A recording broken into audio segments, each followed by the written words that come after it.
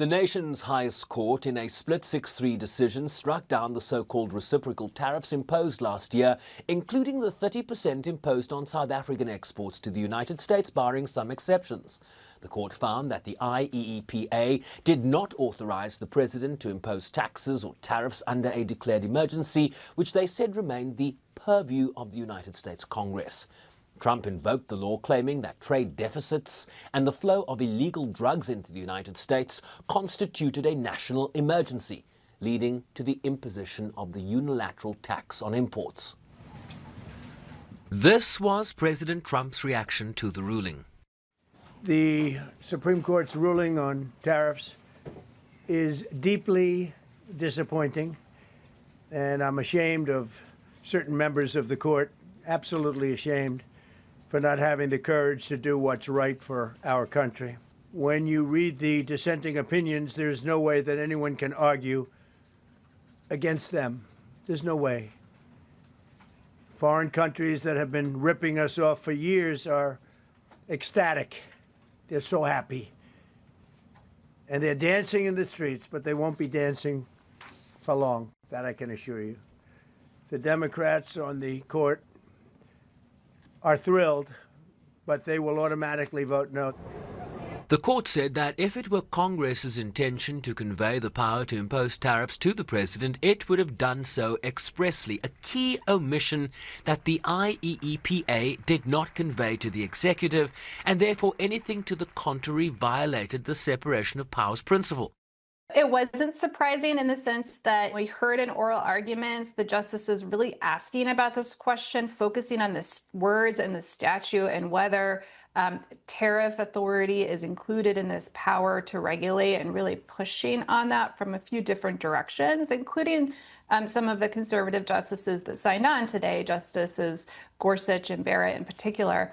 And so in that sense, it's not surprising. The Supreme Court released its opinion that the statute that the president has been using to impose many of the tariffs on a worldwide basis, including the reciprocal tariffs that apply to virtually every country, does not authorize him to impose those tariffs. So this is the International Emergency Economic Powers Act. It describes the power to regulate importation, and the court said that does not include imposing tariffs. Reading from the decision, the majority opinion asserts that the IEEPA granting the president authority to regulate importation falls short on the tariff question. It reads that the act contained no reference to tariffs or duties, and that no president until now has read the word regulate to confer such power. The majority therefore holding that the act does not authorize the president to impose tariffs. Eine herbe Niederlage für Donald Trump. This is a bitter defeat for Donald Trump, who has based his economic agenda particularly on these tariffs. It is good for the markets. The markets are breathing a sigh of relief. They now have legal certainty that Donald Trump cannot implement bilateral measures without the approval of Congress. The question, of course, is how the markets will react as events unfold. Will Donald Trump comply and repay the tariffs plus interest, or will he find new ways to generate the necessary revenue? For now, it is a defeat. To the matter of potential refunds, a report issued by the New York Federal Reserve on February 12th found that U.S. companies and consumers were shouldering nearly 90% of the economic burden associated with the sweeping tariffs imposed last year.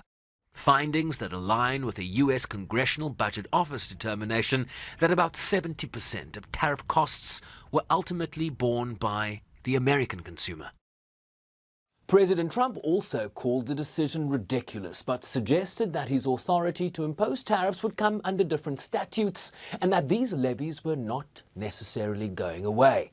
The question now is, what exactly does Plan B look like, with Trump promising to sign an executive order for an across-the-board 10% global tariff under Section 122 of the 1974 Trade Act, which allows the president to enact a baseline tariff of up to 15% on all countries related to trade deficits for up to 150 days, unless Congress votes to extend them.